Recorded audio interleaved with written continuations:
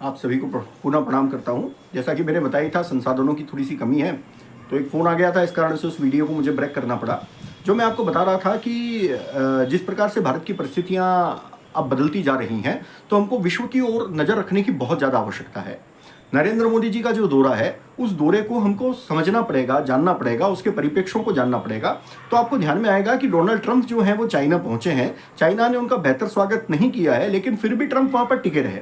क्या मजबूरी होगी, क्या समस्या होगी, तो उसको लोग ये मान करके चल रहे हैं कि भाई ट्रंप ने एक युद्ध चालू कर दिया है जिसको बंद नहीं कर पा रहे हैं, शायद उस युद्ध को लेकर के और वो चाइना से बात करने के लिए गए होंगे। लेकिन यहाँ पर केवल इतनी सी बात नहीं है। तो आपको एक बात और ध्यान दे लेना चाहिए कि ये दोनों जो हैं, ये धुर विरोधी के रूप में भारत की अब पहचान बना चुके हैं। आपने देखा होगा कि कुछ समय पहले जब ऑपरेशन सिंदूर हुआ, उस ऑपरेशन सिंदूर के दौरान ट्रंप ने बहुत कोशिश की कि वो इस मुद्दे को भुना लें और अंतर्राष्ट्रीय नोबेल पुरस्कार जो शांति का प्राप्त कर वो करना चाहते थे, तो उसके लिए एक जमीन, एक आधार तैयार कर लें ऑपरेशन सिंदूर को। तो उन्होंने फ़ोन वोन भी लगाए होंगे या नहीं भी लगाए होंगे और झूठ बोलने की कोशिश की, लेकिन भारत ने साफ नकार दिया कि अमेरिका का इसमें कोई हस्तक्षेप नहीं था। युद्ध हमने शुरू किया था और वो युद्ध हमने ही रोका है। ये दुनिया का केवल एकमात्र देश बोल सकता है। अभी तक आप देखिए, रशिया ने युद्ध शुरू किया, यूक्रेन ने युद्ध शुरू किया, वो रोक नहीं पाए हैं। इजराइल ने युद्ध शुरू किया, वो रोक नहीं पाया है। उसने जो हमास पर हमला किया था वो अभी तक समाप्त नहीं हो पाई है, वो जड़ से खत्म नहीं कर पाया है। अमेरिका ने युद्ध शुरू किया है ईरान से, वो अभी तक नहीं रुक पाया है। लेकिन भारत के ही सामर्थ्य की बात थी कि उसने युद्ध शुरू किया और उस युद्ध को रोक भी दिया। तो इस प्रकार से ट्रिगर करना और उस ट्रिगर को रोक लेना, मतलब अपने नियंत्रण में युद्ध करना, यह आज किसी ताकतवर देश के पास में स्थिति है तो वो भारत के पास में ही है। और इस बात को पूरी दुनिया समझ गई है और पूरी दुनिया इस बात का लोहा मानने भी लगी है।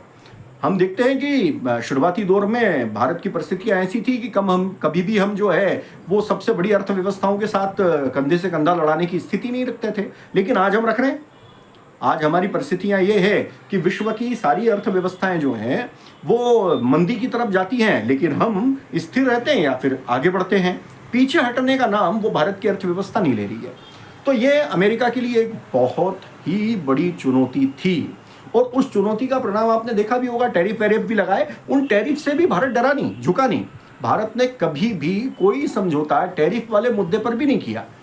इसलिए विश्व में जो दादागिरी करने का सामर्थ्य वो अमेरिका ने अपने अंदर पैदा करने का प्रयास किया था या दुनिया को दिखाने की कोशिश की थी, वो उससे कहीं ना कहीं थोड़ा सा चूक गया है। अब अमेरिका को यदि विश्व का दादा बना रहना है तो उसको अपने प्रतिनिधित्व को, अपने प्रभुत्व को स्थापित रखने के लिए कुछ ताकतवर निर्णय लेना पड़ेंगे।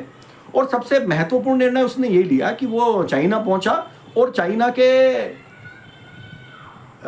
इस प्रकार के हितों को, जो कि अमेरिका के विरुद्ध भी थे, उनको माना जाना। ताइवान के ऊपर वो चर्चा कर रहा है, वो उन क्षेत्रों के ऊपर चर्चा कर रहा है जहां पर दोनों का सीमा विवाद है, अमेरिका का और चाइना का, जिसको हम पैसिफिक सी बोलते हैं, या जहां पर उन दोनों की समुद्री सीमाएं टकराती हैं आपस में। और रियर अर्थ मटेरियल जो है उसके मुद्दों पर भी अमेरिका और चाइना ने अपनी एक साझा व्यक्तित्व जारी किया है। और इसके पीछे पूरा विश्व भले ये मान ले कि ये एक सामान्य आर्थिक डील है, लेकिन एक भारतीय होने के नाते से मैं मानता हूं कि ये कहीं ना कहीं भारत को रोकने की साजिश है।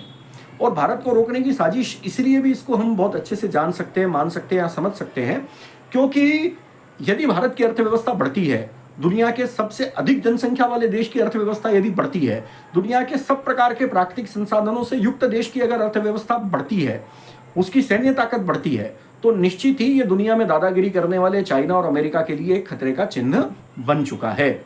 और जिस प्रकार से हमारे अंतर्राष्ट्रीय संबंध सुधर रहे हैं, हमारी विदेश नीति बदल गई है, हमारे ऑयल रिजर्व बढ़े रहे हैं, हम आज तक घुटनों पर नहीं आ पाए हैं, तो ये एक बहुत बड़ी समस्या का कारण जो है वो विश्व के लिए बन गया है। अब यहाँ पर कुछ जानकार ऐसा बोलेंगे कि ठीक है भाई, चाइना और अमेरिका कुछ बोल रहा है तो बोलने दो उनको, वैसे हमारा जो सबसे दुनिया का सबसे अच्छा, हम दुनिया में सबसे अच्छा हमारा मित्र है वो रशिया है, रूस है। लेकिन यहाँ पर भी एक सोचने की बात है, थोड़ा सा देखने की बात है। ये बहुत अच्छी बात है कि रशिया सदैव हमारे साथ में खड़ा रहा है, हम भी रशिया को एक बहुत अच्छा मित्र मानते हैं। लेकिन मैंने पहले जो वीडियो बना है उसमें आपको एक बात स्पष्ट करने की कोशिश की थी कि अंतर्राष्ट्रीय राजनीति में जब महत्वाकांक्षा और स्वयं के हितों की बात होती है, तब किसी भी परिस्थिति में हम ये नहीं मान सकते कि कोई भी व्यक्ति, कोई भी राष्ट्र, कोई भी देश वो स्थायी मित्र या स्थायी दुश्मन हो सकता है। आज वही परिस्थिति हम देखते हैं कि अगर हमारी मित्रता रशिया के साथ में है तो रशिया की उतनी ही मित्रता चाइना के साथ भी है। जब कभी भी लद्दाख या अरुणाचल प्रदेश या इन सब मुद्दों के ऊपर हमारा चाइना से कोई विवाद हुआ है, वो गलवान घाटी का विवाद भी हो सकता है, हमने चाइना को मुंह तोड़ जवाब दिया है। चाइना की जो चालें भारत के अंदर स्थापित करने की कोशिश वो कर रहा था, उन सारी चालों का जवाब देने का काम भारत ने किया है। लेकिन उस समय पे रशिया ने कोई हस्तक्षेप नहीं किया है। खैर, हमने भी कभी रशिया से बोला नहीं है कि आप आओ या इस मामले में हस्तक्षेप करो, लेकिन रशिया ने नहीं किया है। इसका मतलब भारत और चीन इन दोनों की जब बात होगी तो मुझे लगता है कि भारत 99 और चाइना को रशिया कभी ना कभी सौंप ही रखेगा, यानी 19-20 जो व्यवहार है वो हमारे साथ होने की संभावना रहेगी। उसके पीछे क्या कारण है? तो उसके पीछे कारण है बहुत सारे। सबसे बड़ी बात है कि हम आत्मनिर्भर होते जा रहे हैं और हमारी आत्मनिर्भरता वो पूरी दुनिया को कहीं ना कहीं थोड़ा सा त्रास देती है, उनके व्यापार को, उनके अर्थ को, उनकी जो महत्वाकांक्षाएं हैं उनको कोई चुनौती देती है। आज रक्षा के क्षेत्र में हम देखेंगे तो हमने तय कर लिया है कि हमारे साथ कोई भी टेक्नोलॉजी का आदान प्रदान आप करोगे तो शुरुआती दौर पे हम वो सामान खरीदते हैं और फिर उसको भारत में बनाते हैं।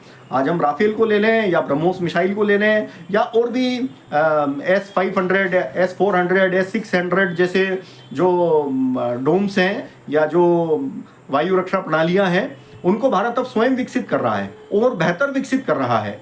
तो ये कहीं ना कहीं रशिया की भी आंख में खटकने वाली तो बात है। तो आप देखिए, विश्व की ये तीनों महाशक्तियां जो है वो यहाँ पर एक सामुच्य में दिख रही है, क्योंकि चाइना खड़ा हुआ है। चाइना से हमारे कुछ स्थायी समस्याएं, स्थायी विवाद हैं। उसमें चाइना से जो कंपनियां बाहर हुई हैं, जो कंपनियां जो हैं जिनको संसाधन वहाँ पर नहीं मिले या जिनको ठीक प्रकार की व्यवस्थाएं वहाँ नहीं मिली, वो भारत में आकर के स्थापित हुए हैं। और जब वो भारत में आकर के स्थापित हुए हैं तो उससे चाइना को नुकसान भी हुआ है। अमेरिका को हुए नुकसान के बारे में हमने चर्चा कर ही ली है। और रशिया को भी हम देखते हैं तो रशिया को भी कहीं ना कहीं थोड़ी सी इस बात की पीड़ा तो होगी, भले ही हम उससे तेल बड़ी मात्रा में ले रहे हैं, पर जो तकनीकी संसाधनों का विकास भारत करता जा रहा है तो उनकी भी थोड़ी दादागिरी में कमी तो आती है। और जैसे कि डोनाल्ड ट्रंप साहब हैं, वो डोनाल्ड ट्रंप चाइना गए हैं, शी जिनपिंग ने उनका स्वागत किया है, उन्होंने बहुत सारे मुद्दों पर बात की है, बहुत सारे समझौते किए हैं, उसमें आर्थिक है, सामरिक है और व्यावसायिक है, ऐसे सारे मुद्दों पर उन्होंने चर्चा की है। और जैसे ही ट्रंप साहब चाइना से निकल करके और वॉशिंगटन पहुंचे हैं, एक खबर निकल करके आई है कि पुतिन चाइना पहुंच गए हैं। तो ट्रंप का चाइना होकर के जाना और ट्रंप के जाने के तुरंत बाद पुतिन का चाइना आ जाना, यह वैसे एक सामान्य प्रक्रिया के अंतर्गत देखा जा सकता है, लेकिन एक जागृत भारतीय के नाते, एक विस्तृत थोड़ी सी समग्र सोच रखने वाले भारतीय के नाते से मैं विचार करूं तो ये हम लोगों के लिए एक गंभीर संकट का परिणाम बन सकता है। और इसलिए अपने राष्ट्राध्यक्ष पर विश्वास करते हुए सोना नहीं खरीदना, पेट्रोल का कम से कम उपयोग करना, अधिकतम सार्वजनिक परिवहन का उपयोग करना, अनावश्यक रूप से विदेश यात्राएं न करना, ये केवल बचत करने भर तक सहज वाली रहने वाली बात नहीं है। तो ये हमारे राष्ट्रीय हितों को सुरक्षित करने के लिए बहुत जरूरी है। हमारे पास जितना पेट्रो डॉलर होगा, हम लोगों के पास जितनी मात्रा में ऑयल रिजर्व होगा, हम उतने ताकतवर बने रहेंगे। और हम सबकी समृद्धि वो भारत की समृद्धि से जुड़ी हुई है, आप माने या न माने। आज अब वो बोलते हैं 1 अरब 40 करोड़, पर उससे थोड़ा कमी है हिसाब किताब, वो पूरा है नहीं, क्योंकि वो जो 2.5 मोर्चों पर लड़ाई है तो उसका जो वो आधा मोर्चा है वो भारत के अंदर ही है ना। तो उस आधे मोर्चे को छोड़ करके जितने शेष वंदे मातरम बोलने वाले, भारत माता में विश्वास रखने वाले जितने भी भारतीय हैं, उनको संकल्प करना चाहिए आने वाले 2 वर्ष तक। मोदी जी ने 1 वर्ष बोला है, पर हमको संकल्प करना चाहिए कि आने वाले 1 वर्ष तक पेट्रोल अनावश्यक नहीं जलाएंगे, सोना नहीं खरीदेंगे, भारतीय अर्थव्यवस्था की उन्नति के लिए अपनी तरफ से श्रमदान तक की कोशिश करेंगे। हम नेट का कम से कम यूज करेंगे, जितना भी हो सकता है उत्पादक जीवन, उत्पादक समय अपना बनाने की कोशिश करेंगे, पर्यावरण को आगे बढ़ाएंगे, नागरिक अनुशासनों का प्रयोग करेंगे, आपस में एकता रखेंगे, समरसता के भाव के साथ रहेंगे, अगड़ा पिछड़ा, ऊंचा नीचा, दायां बायां, ये सब छोड़ करके हम भारतीय हैं, भारत की उन्नति के लिए काम करना है, मिलजुल करके काम करना है, ये संकल्प करेंगे। ये मेरा आप लोगों से आह्वान है। इस खतरे को भांपिए। अगर देश सुरक्षित नहीं रहा तो निश्चित हम सुरक्षित नहीं रहेंगे। देश के ऊपर कोई संकट आया तो वो संकट हमारे ऊपर आया, वही आप मानिए। अब ये शायद वीडियो थोड़ा बड़ा बन गया है, पर मैंने एक चेतना जागृत करने की कोशिश की है, और शायद नरेंद्र मोदी जी भी आपसे यही बोलना चाहते थे। उसी बात को मैंने बहुत ज़्यादा खुले शब्दों में आपसे बोला है।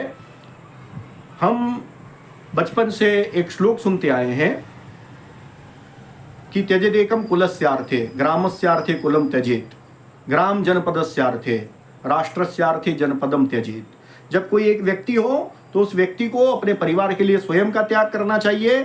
कोई परिवार हो तो उसको ग्राम के लिए अपने परिवार का त्याग करना चाहिए। यदि कोई ग्राम है तो उसे जनपद या प्रदेश के लिए अपने ग्राम का त्याग कर देना चाहिए। और उसी प्रकार से यदि राष्ट्र का कोई प्रश्न खड़ा हो जाता है, राष्ट्र के ऊपर कोई संकट खड़ा हो जाता है, तो व्यक्ति, ग्राम, जनपद ये सब छोड़ करके और राष्ट्र के लिए सब कुछ त्याग करने की परिस्थिति हमको बनाना चाहिए। आज हमारे पास सकारात्मकता है, आज हमारे पास संसाधन है, आज भारत अपने पैरों पर खड़ा हुआ है। ये पैरों पर खड़ा रहे, ये हम सबकी जिम्मेदारी है।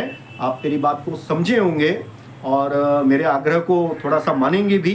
इसी बात के साथ इस वीडियो को समाप्त करता हूँ। बहुत बहुत धन्यवाद। जो कमियां रही होंगी उनको आप लोग बताइएगा, किसी की कोई टिप्पणी हो तो वो भी बताइएगा, और संसाधनों की समस्या है तो वो बनी रहेगी। बहुत बहुत धन्यवाद। प्रणाम, नमस्कार।